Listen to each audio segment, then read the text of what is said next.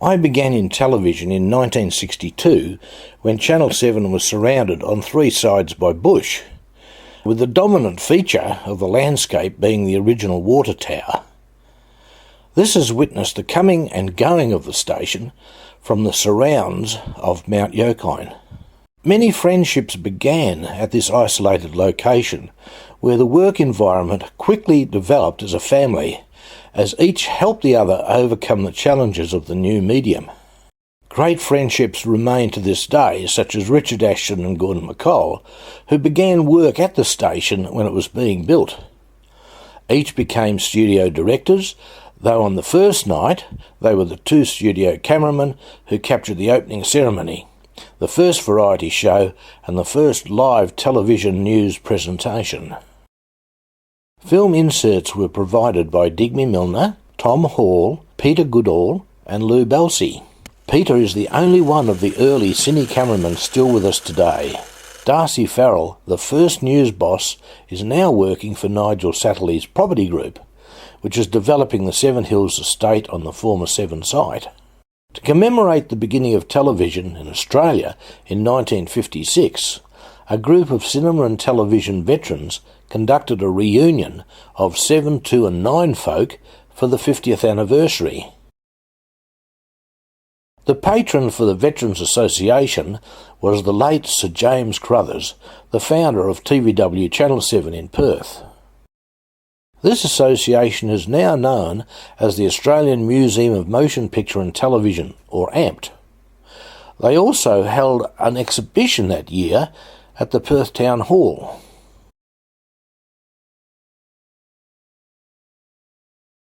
Richard Ashton and Peter Goodall were founding members, whilst Gordon McColl and I joined soon after. The next significant happening was the Seven Perth reunion in 2009 to celebrate the station's first 50 years. A planning committee was formed to organise the reunion. Keith Bales, Keith McKenzie, Johnny Young, Brett and Jocelyn Treasure and Seven Promotions manager Jill Glass met regularly in the Seven boardroom to plan the event. Then Seven's boss Ray Wardrop opened the grounds of the station up to a merry throng of 700 past and present staff. It was a wonderful occasion, with many in tears after being reacquainted with long-lost workmates who had come from interstate and overseas. Let's get you guys. Yep, great. I was embroiled in making the reunion website and looking after the database of veterans wishing to attend.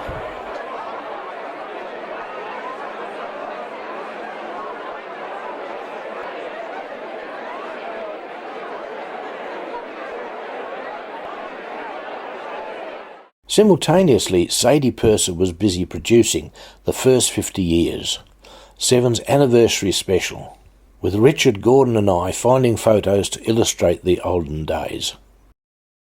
Former executives came forward to assist Sadie collate the historical facts, with Darcy Farrell providing a wonderful overview of Seven News over the decades. Meanwhile, we made an effort to video record oral histories with the key people who made things happen. Over to you. And this was strictly January 1960. They'd passed the test with Max, obviously during the week or something, and auditioned. Yes, there was always something going on at Channel 7. Children's Channel 7 and children's programs for around about 12 years on and off. It came about when I... Perth tonight, and we did lots and lots of dance routines. Like looking at the dead coming to life again, seeing myself.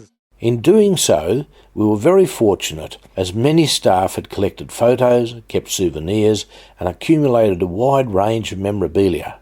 Much of this was thought to have been long lost.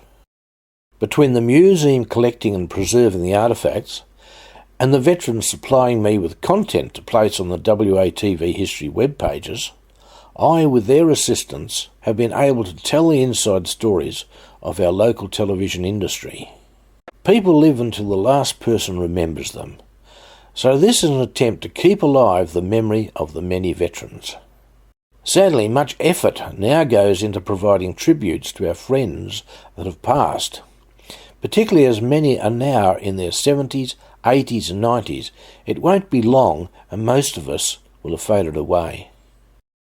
To make the task a bit easier, much of the content is going onto our Facebook pages, where updating folk can now be done with greater ease. The main website is now concentrating on the larger investigative stories, how television evolved, stories about the performing arts, and how live theatre moved from amateur to professional in WA, the history of the cinema in Perth and Fremantle, the technological developments from black and white to widescreen and high-definition colour, the changes from autonomous local television stations to centralised network stations now facing new challenges with the internet and global program delivery on demand.